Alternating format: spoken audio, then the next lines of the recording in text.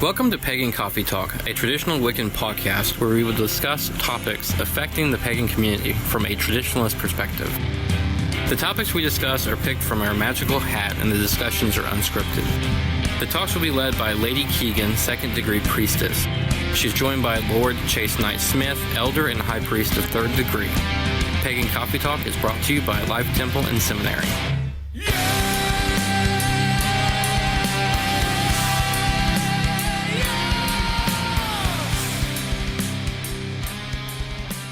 Welcome to Pagan Coffee Talk.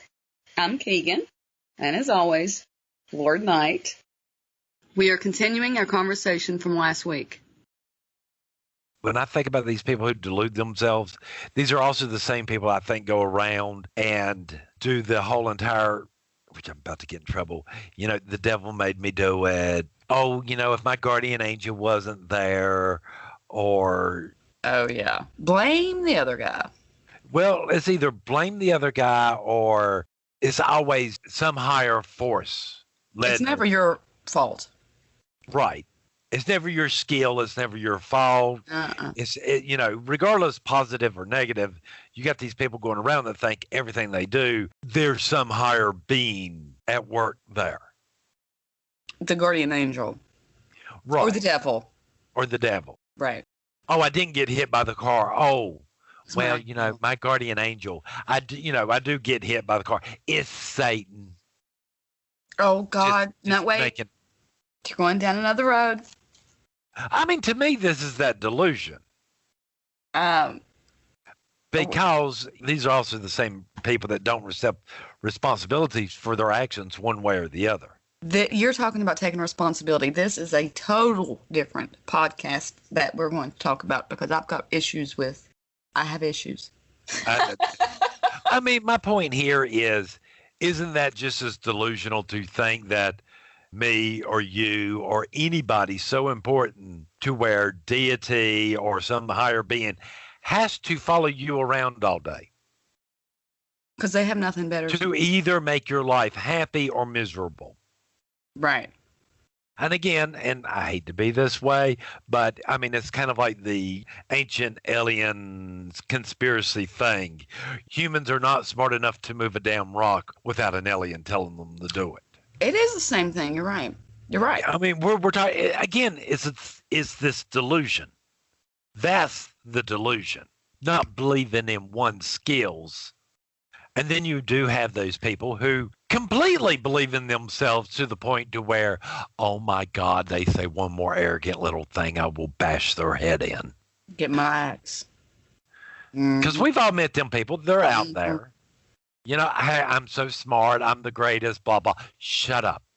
All right, are you talking about the Lord thy God? Yeah. Not going there. They're out there. But then on the other hand, just because someone talks this way doesn't necessarily mean they're wrong either. What? You mean just because somebody, right, just because a person's arrogant, their actions and responsibilities for themselves might be what you would consider morally right. So subjective reality. Right. I mean, again, you might have a CEO of a company who every time gets on TV sounds completely an arrogant, oh God, this guy really believes in himself. Right. But then on the other hand, yes, he is his greatest fan. But then on the other hand, he is operating $1 million company. Don't make him less of an asshole, though. Don't make him less of an asshole. It just means there's still some truth there. Versus what's being done and what's coming out of their mouth is sometimes completely opposite of each other. Mm-hmm. Maybe. Maybe. I've had some bosses. They were some pretty arrogant bosses. But when it came down to it, were they arrogant or just confident in what they were doing? It's a fine line. There's a fine line there. And I've seen some people come in and go, okay. And like for me, I've been in management for quite a number of years. Some people look at me and go, oh God, he's an arrogant little person. Right. Other people look at me going, no, he's actually quite confident. Knows what he's doing, knows what he's talking about, and he's pushing for better things here and there. Same person doing the same action, but two different viewpoints there. Subjective reality. Right. Here's the delusion. People delude. They want to see what they want to see. Where I believe real witches try their best to see what in the world's really going on. Yeah, we try.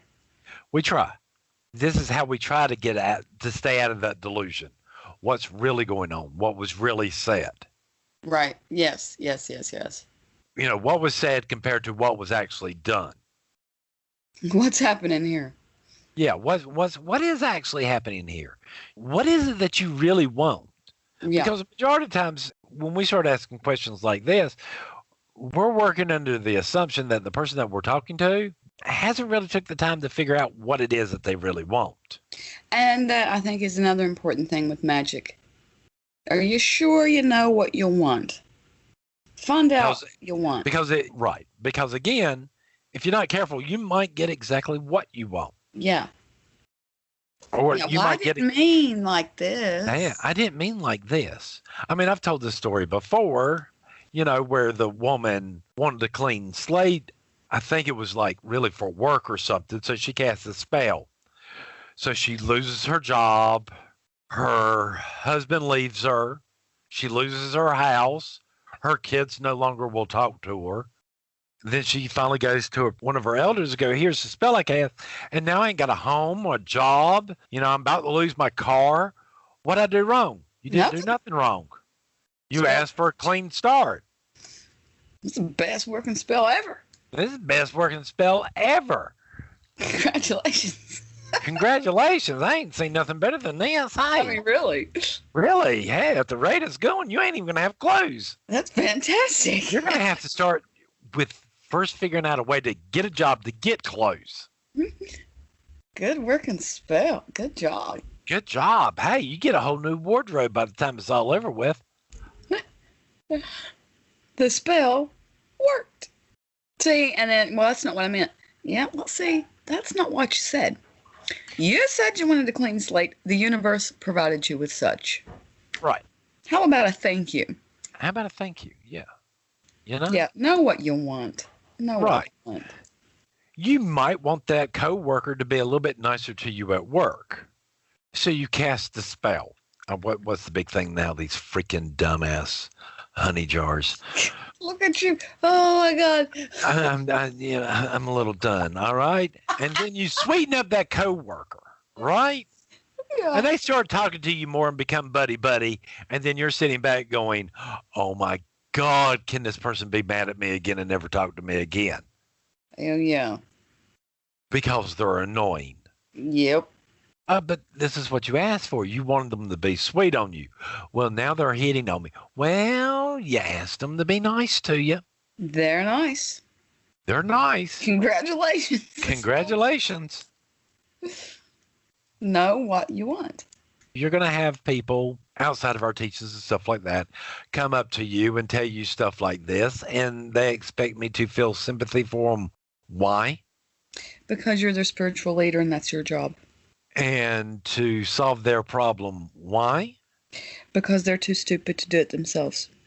Hey, wasn't it you that sat there and go, hey, I am a powerful, young, vibrant baby witch? God! Ooh! Said Okay. no one in our tradition ever. All right. Fine. I'm sure you could repeat this for everybody. What happens once you get your first degree and you come up to me with some problem like this? You're a witch. Handle it. Handle it.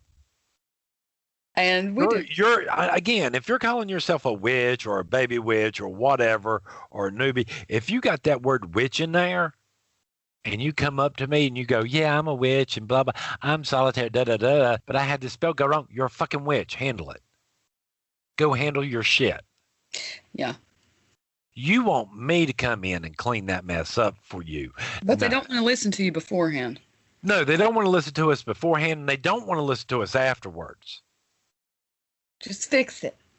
Just fix it. Fix it.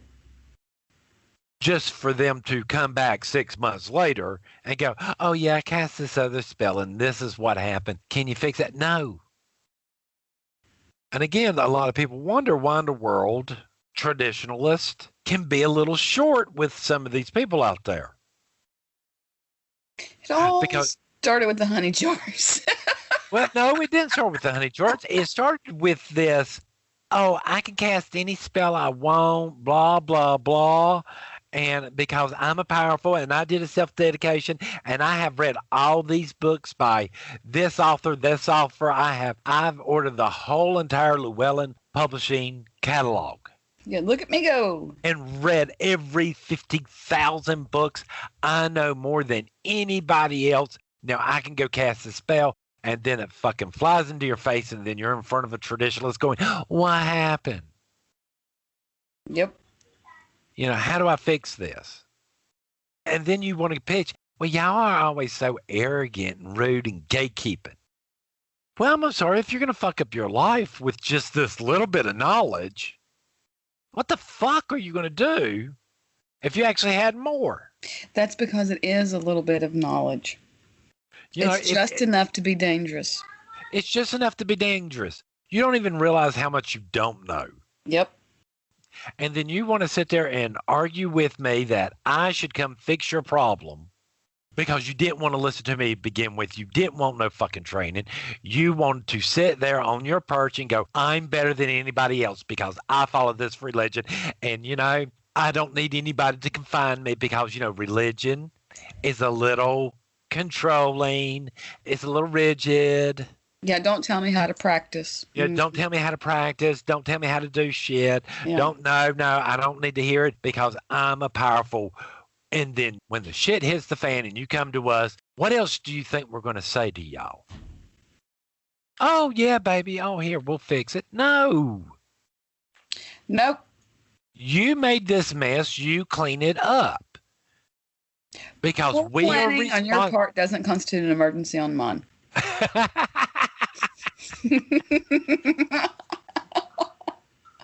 Let the world burn, I say. You know, I'm sorry, but you didn't listen to me when, you know, I tried to tell you not to do this. When I got on to Reddit and go, hey, maybe y'all need to start thinking about, oh, no. You're a traditionalist. You're rude. You're gatekeeping. Gatekeeper. Just stop. Boomer, go away. Yep. How dare you talk about meditation? But yet, every damn last one of these people on here, all of a sudden, in the depths of night, behind closed doors, behind, you know, hey, I got a VPN. I got to make it look like I'm coming from India, whatever, and I'm going to have to contact this person in the middle of the night going, yeah, I fucked up, and what do I do? Because I can't let none of my friends know that I'm going to a traditionalist to figure out how the hell to fix this problem. Damn.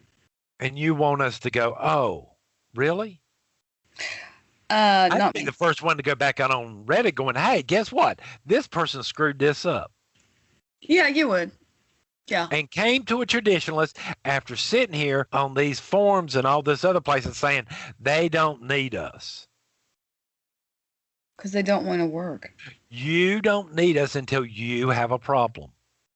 Until you haven't done your meditations or whatever, and you got a spirit attached to you. You got some bad mojo going on. Get some bad gumbo. Because you do not know the price you have to pay to make sure your will is strong enough that these things do not affect you whatsoever. No, they don't know what price they have to pay, and they're not willing to pay it. Don't want to do any work. You know, not that I'm giving a secret out or anything here, but I want to tell you right now, and something every traditionalist knows, you know, for y'all who are not in the traditional thing, we believe that we must suffer to learn. Yep. You always forget that part, though. Oh, that's right. I must be learning a lot. Must be learning a lot. Because we learn through suffrage. We learn through going through pain and agony and through those dark emotions. Yeah. That's the goal. Right. You cannot sit there and just be, oh, all light, love, 24/7. Oh, good Lord, no. It don't work that way. Uh-uh. Because, again, if you're over there 24/7, the whole 9 yards, and thinking that the world is rainbows and lollipops and don't really matter, you are going to be sorely disappointed. Oh, yeah. Yeah, you have to have some reality, some objective reality. Right. Because the first time something bad happens, I don't care how light it is, it will be absolutely devastating for that person. Yeah. Tough shit. You Tough live and you shit. learn, I say. If you're used to having parents or whatever, like bulldoze their way through all the problems, you know what? There's a certain point to where that don't happen anymore. Mm-hmm. And then you are going to be so disappointed and crying in a milk or whatever.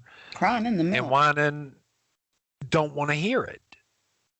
I don't know. You're not always hard. I mean, No. I've messed up and I've came to you and said this, and you went, well, did Yeah. you learn something from it? Did you learn? Right.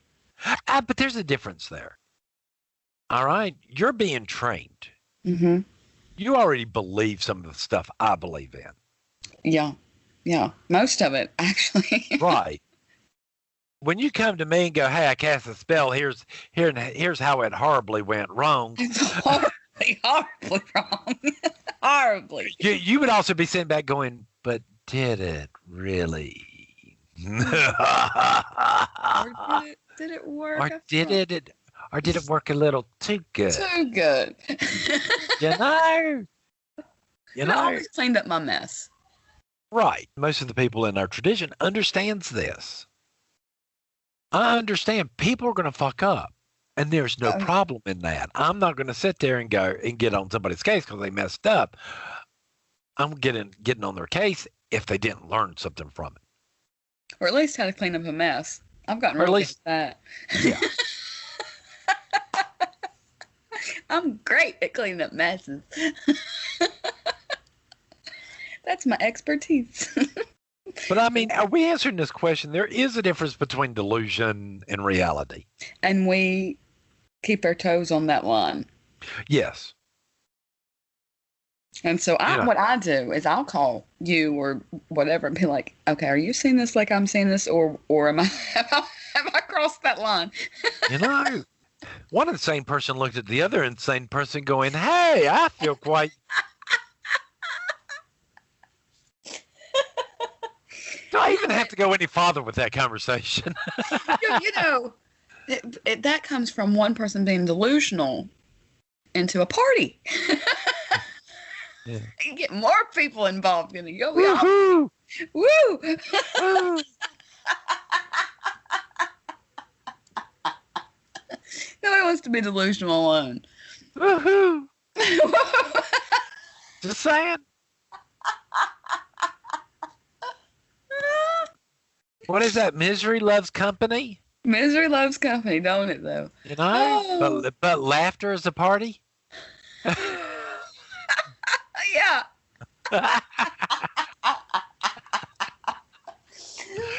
Whoa. Oh, God. Yeah. So we keep their toes Mhm. right there on the edge. Right there on the edge. I mean, while casting spells, we know they work. I've seen them work.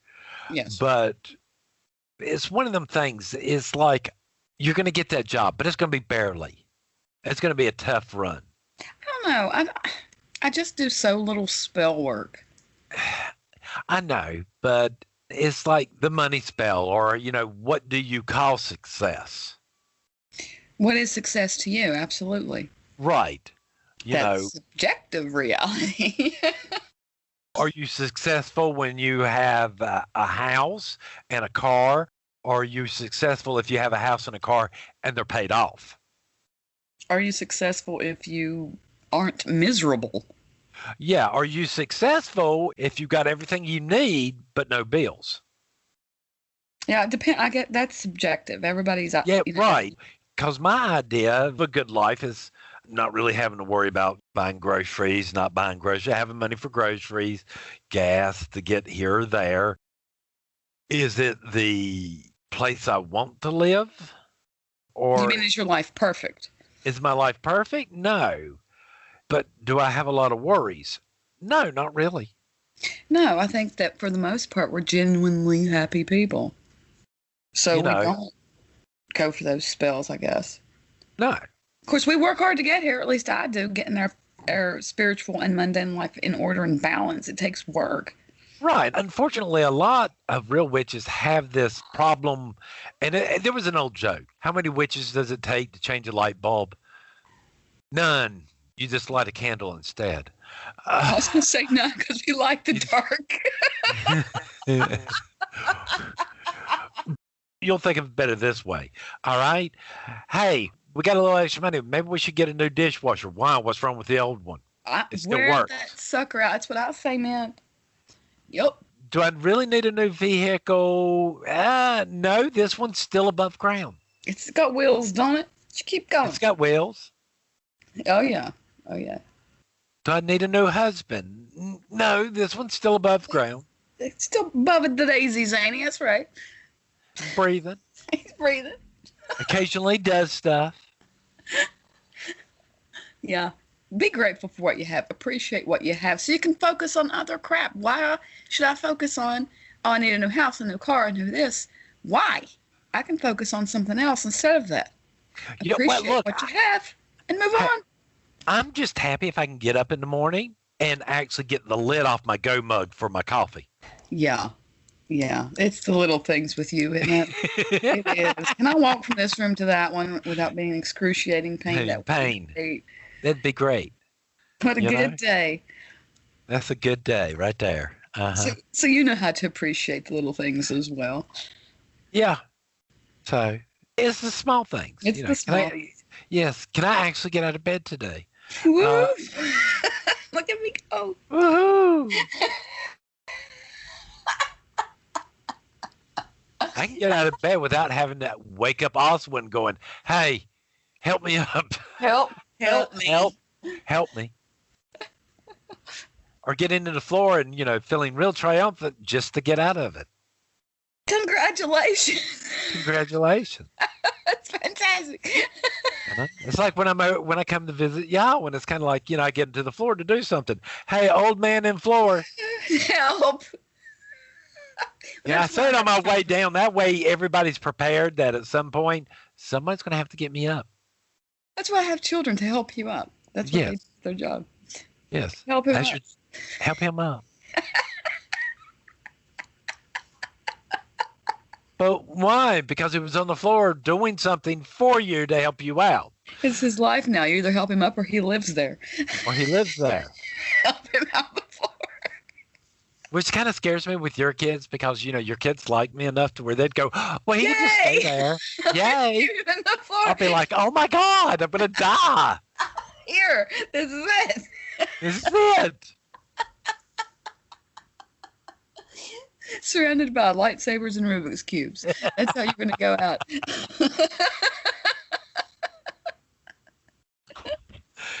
It's just small things in life. It's the small things.